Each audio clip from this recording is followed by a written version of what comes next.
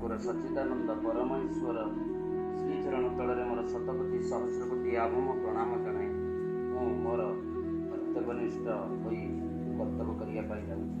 ଶ୍ରୀ ପ୍ରେମାନନ୍ଦ ଭଗବାନଙ୍କର ଲୀଳା ଇଏ ହେଉଛି ଅଦ୍ଭୁତ। ଯେଉଁ ଲୀଳାକୁ ପ୍ରକାଶ କରିବା ପାଇଁ ମୁନି ଋଷି ତପସ୍ୱୀ ମହା ତପସ୍ୱୀମାନେ ମଧ୍ୟ ତପସ୍ୟା କରି ତାଙ୍କର ଗୁଣଗାନ କରି ମଧ୍ୟ ଗୁଣଗାନ କରିପାରି ନାହାନ୍ତି, କିମ୍ବା ତାଙ୍କର କଥାବସ୍ତୁକୁ କେବେ ହେଲେ ପରିପ୍ରକାଶ କରିପାରି ନାହାନ୍ତି। ତେଣୁକରି ସେହି ପ୍ରଭୁଙ୍କର ନାମ, ସେହି ତାଙ୍କର ଲୀଳା, ତାଙ୍କର ଗୁଣ, ତାଙ୍କର କୀର୍ତ୍ତି, ତାଙ୍କର ବର୍ଣ୍ଣନା କରିବା ଅସମ୍ଭବ।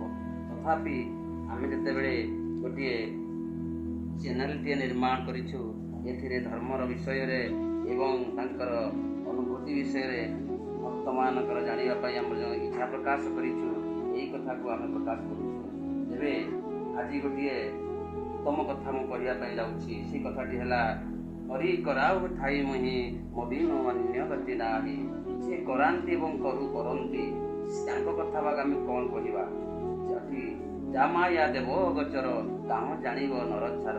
ଯାହାଙ୍କର ମାୟା ଏ ବିଶ୍ୱ ବ୍ରହ୍ମାଣ୍ଡରେ କେହି ଜାଣନ୍ତି ନାହିଁ, ସିଏ ଏକମାତ୍ର ତାଙ୍କରି ମାୟାକୁ ଅଗୋଚର ବୋଲି ସେ ନିଜେ କହନ୍ତି। ତେଣୁକରି ସେହି ପ୍ରଭୁ ରାଜୀବ ଲୋଚନ ଶ୍ୟାମ ଘନ ବନମାଳୀ, ସେହି ପ୍ରଭୁଙ୍କର ଇଚ୍ଛା ଯେତେବେଳେ ଯାହା ହୋଇଥାଏ ଭକ୍ତ ନିକଟରେ ସେ ପ୍ରକାଶ କରିଥାନ୍ତି। ଭକ୍ତ ନିକଟରେ ସବୁ କର୍ମ କରି ସିଏ ଆନନ୍ଦ ଲାଭ କରିଥାନ୍ତି। ଆଜି ଯାହା ନିକଟକୁ ଆମେ ଯାଉଛୁ ସିଏ ହେଉଛନ୍ତି ଡଲିଅପା, ଯିଏକି ତାଙ୍କର ଅନୁଭୂତି, ତାଙ୍କ କନ୍ୟା ବା ତାଙ୍କ ଝିଅଙ୍କର ବିବାହର ଅନୁଭୂତି ସେ ପରିପ୍ରକାଶ କରିଛନ୍ତି।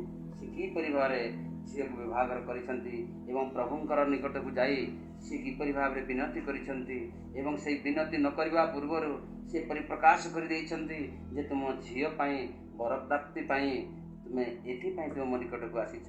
ତେଣୁକରି ତୁମ ଝିଅର ବିବାହ ନିଶ୍ଚୟ ହେବ ଏବଂ ଆମେ ଯାହା କହୁଛୁ ତାହା ସତ୍ୟରେ ପ୍ରକାଶିତ ହେବ।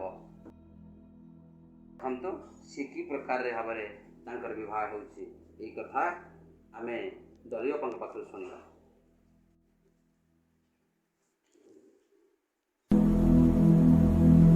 ମୋ ନାଁ ଡଲିଅପା। ମୁଁ କେଉଁଝର ପାର୍କ ଲାଇନରେ ରହୁଛି। ମୋର ନିଜର ଘର ଯାଜପୁର ଟାଉନ ପଣସା ଗ୍ରାମ। ଆମେ ସ୍ୱାମୀ ସ୍ତ୍ରୀ 2 ଜଣ ପାର୍କ ଲାଇନରେ ଘର କରିକି ରହିଛୁ। ମୋର ପ୍ରଥମ ଅନୁଭୂତି, ମୁଁ ଧାରା ନେବା ମାସକ ଭିତରେ ମୁଁ ଆଶ୍ରମ ଯାଇଥିଲୁ ଅଷ୍ଟପ୍ରହରୀ ଶ୍ରମଦାନ ଦେବା ପାଇଁ। ସେଇ ଟାଇମରେ ମୋର ସ୍ୱାମୀ କହିଲେ, ତୁମେ ଠାକୁରଙ୍କୁ ଯାଇକି ପଚାର, ଝିଅକୁ ତ 22 ବର୍ଷ ହେଇଗଲା, ବାହାଘର କେବେ ହେବ?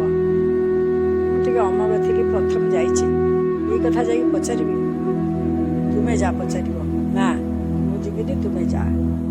ସେଠିକୁ ଗଲି। ରାତି ହେଲା ଯେ ବାହାରିକି ଆସୁଛୁ। ଯାଇଥିଲ, ମୋତେ ପଚାରିଲେ, ଯାଇଥିଲ ଠାକୁରଙ୍କ କତିରେ କହିଛ କି ବାହାଘର କଥା? ମୁଁ କହିଲି ନା କହିନି।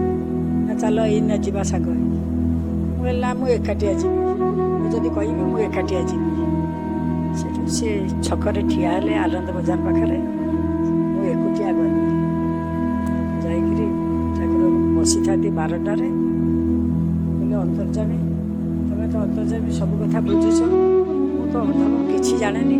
ପ୍ରଥମ ମୁଁ ଆସିଛି, ମୋ ସ୍ୱାମୀ ମୋତେ ପଠେଇଛି। ସୁଦାମା କ'ଣ ଆସିକି ତମକୁ କିଛି ମାଗିଥିଲା? ତମେ ଯଦି ଠିକ୍ ସେଇଭଳିଆ ଅନ୍ତର୍ଯାମୀ ହେଇଥିବ, ମୁଁ ସବୁ ଜାଣିଛ, କିଛି କହିବିନି, ମୁଁ ଯାଉଛି। ଆଉ ମୁଁ କ'ଣ ତାଙ୍କ ପାଖରେ କହିବି? ତୁମେ ମୋତେ ସେଇଟାକୁ ବତେଇ ଦେବି।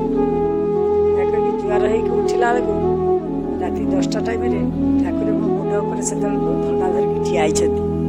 ଧଣ୍ଡାଟି ନେଲି, ଜୁଆର ହେଇକିରି କହିଦେଇକିରି ଆସିଲି। ଆସିକି ପଚାରିଲା ବେଳକୁ ଏମାନେ ପଚାରିଲେ, ବାଟରେ ଠିଆ ହେଇଛନ୍ତି ଆନନ୍ଦ ବଜାର ଛକରେ, ପଚାରିଲ ଠାକୁରଙ୍କୁ? ହଁ ମୁଁ ପଚାରିଛି। କ'ଣ କହିଲେ? ଯାହା କହିଲେ ମୁଁ ପାଠରେ କହିବି, ଏଠି କିଛି କହିବି। ଆଉ ଚାଲ। ସ୍ୱର୍ଣ୍ଣକ୍ଷେତ୍ର ମାର୍ଗ ପାର ହେଲି। ତାପରେ ମୁଁ ଆରମ୍ଭ କଲି। ସୁଦାମା କ'ଣ ମାଗିଥିଲା ଯାଇକି କିଛି କୃଷ୍ଣଙ୍କୁ? ତା ମନ କଥା ଜାଣିପାରି ଦରିଦ୍ର ଅବସ୍ଥାରୁ ତାକୁ ପୁରା ଇଏ କରିକି ରଖିଦେଲେ, ଧନୀ କରିକି। ଆଉ ମୁଁ ଯାଇକିରି କ'ଣ କହିବି? ମୁଁ କିଛି କହିପାରିବିନି। ଠାକୁରଙ୍କୁ କହିଲା ବେଳେ, ଜୁଆର ହେଲା ବେଳେ ଠାକୁର କହିଲେ, ତୁମ ଝିଅ ଲାଗି ଯିଏ ଉପଯୁକ୍ତ, କାଲି ସେ ଯାଇକି ପହଞ୍ଚିବି ତୁମ ଘରେ। ଏତିକି ମୁଁ କହିଦେଇକି ଜୁଆର ହେଇକି ମୁଁ ପଳେଇ ଆସିଛି ଠାକୁରଙ୍କ କତିରୁ ଶୁଣିକି। କମେଇବି ନା ଏଇଆ କହିଲେ ଠାକୁରେ କହିଲେ ହଁ କହିଲେ ତା କାଲି ସକାଳୁ ଦେଖେଇବ ହଁ ଦେଖେଇବି ସେ କହିଛନ୍ତି ସେ ଯିଏ ଯିଏ ଯାଇକି ପ୍ରଥମ ପହଞ୍ଚିବ ସେ ତାର ଝିଅର ଲାଗି ଯୋଇ ତାର ଯୋଗାଡ଼ ହେବ ସେଇ ଜାଗାରେ ବାହାଘର ହେବ ଆଉ ହଉ ଦେଖେଇବ। ସୁନକ୍ଷେତ୍ରରୁ ଠାକୁରଙ୍କ ପାଖରେ ବିଦାୟ ନେଇକି ରାତି 12ଟା ବେଳେ ଆସିଲି। ବାଟରେ ଗାଡ଼ି ଖରାପ ହେଇଥିଲା। ସକାଳ 7ଟାରେ ଆସିକି ଘରେ ପହଞ୍ଚିଲା ପରେ ମୁଁ ପଚାରିଲି ଝିଅକୁ ଆଉ ଜଣେ କାମିନୀ କାମ କରୁଥିଲା ତାକୁ ଯେ କିଏ ଆସିଥିଲେ କି ଆମ ଘରକୁ? ସେମାନେ ମନା କଲେ ନା କେହି ଆସିନାହାନ୍ତି। ବେଳେ ମୋ ସ୍ୱାମୀର ଜିଦ୍ ଯେ ସକାଳୁ ଦେଖେଇବୁ କାହାକୁ ନ ଦେଖେଇଲେ ତୁ ମୋର କଥା ହେବା ଡରରେ ରହିଥାଏ ଠାକୁରକୁ ଡାକୁଥାଏ। ତାପରେ ଏମିତି ଖାଇସାରିଲୁ ଶୋଇଲୁ ସେ ଖଟରେ ଶୋଇଲେ ମୁଁ ତଳେ ଶୋଇଲି। 10ଟା ଟାଇମ୍ରେ ଜଣେ ଆସିକି ବେଲ୍ ମାରିଲେ। ପଚାରିଲି ଠିକ୍ ଅଛି ପଚାରିଲି ଆପଣ କେଉଁଠୁ ଆସିଲି? ମୁଁ ଆସିଛି ଘୋଳପୁର କିଏ? ଘୋଳପୁର ସେ କଟକ ଗଲା ବେଳକୁ ବାଟରେ କୁଆଖିଆ ପଡ଼େ ସେ ଭିତର ସାଇଟା ଘୋଳପୁର ମୁଁ ଆସିଛି। ଆଉ ତୁମର ଯେଉଁ ପ୍ରସ୍ତାବଟା ଦେଇଥିଲ ସେ ପ୍ରସ୍ତାବଟା ପଡ଼ିଯାଇଛି। ପ୍ରସ୍ତାବ କ'ଣ ଦିଆ ହେଇଥିଲା? ମୋ ସ୍ୱାମୀ ତୁମର କିଏ ସେ ଦେଇକି ପ୍ରସ୍ତାବ ଦେଇଥିଲେ ଆମେ ଜାଣିନା। ଆଉ ତୁମର ଝିଅ ଅଛି ସେ ବିବାହର ପ୍ରସ୍ତାବଟା ଦେଇଥିଲେ ଯାହାଙ୍କ ଘରେ ସେ ବନ୍ଧୁବାନ୍ଧବ ପଠେଇଛନ୍ତି। ଡାକିଲି ମୋର ସ୍ୱାମୀକି ସେ ପୁରା ଆଶ୍ଚର୍ଯ୍ୟ ସେ ମୋତେ ଚାହୁଁଛନ୍ତି ମୁଁ ତାକୁ ଚାହୁଁଛି। କ'ଣ ହେଲା? ମୁଁ ତ କିଛି କେଉଁଠି ପ୍ରସ୍ତାବ ଦେଇନି। ଝିଅର 22 ବର୍ଷ ଚାଲିଛି। ଯାହାହେଲେ ତ କିଏ ଦେଇଛନ୍ତି ତୁମର ଚାଲନ୍ତୁ ତୁମେ ଯାଇକି ଦେଖା କରିବ ଶୁକ୍ରବାର ସକାଳୁ ଗଲେ ସେଠି କଥାବାର୍ତ୍ତା କଲେ ଯେ ତୁମର ଏଇ ଠିକଣା ଏଇ ଝିଅର ନାଁ ଏଇଆ କିଏ ଦେଇଛି ଠିକଣାଟା ଆମେ ଜାଣିପାରିବୁ କିଏ ଦେଇଛି ତାକୁ କହିପାରିବୁନି। କିଏ ଜଣେ ତୁମର ସମ୍ପର୍କୀୟ ସେ କହିଲେ ମୁଁ ଦେଇଯାଇଛି। ସେ ଫେରି ଆସିଲେ ଆମର ଆସିକି ଆମେ ଯାଇକି ବାହାଘର ଲାଗି ଆଗେଇଲୁ।